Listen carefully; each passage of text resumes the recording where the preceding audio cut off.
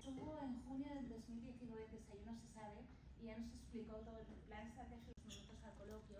Lo que os pediría es que cuando preguntemos que os presentéis. Hay veces que se junta profesión. Que tengo 10 minutos, con lo cual.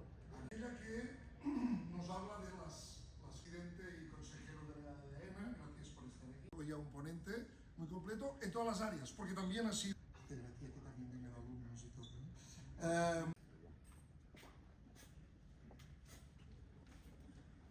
Les gràcies per aquesta amable invitada. Ara un plaer més intens estar en un temple molt bé des de la meva infantesa y en la que, repeteixo, es un punto de entrar en ESADE, incluso hice el porque en aquel momento me valía la pena apostar por una aventura que entonces como mérito de una universidad pública que empezaba y que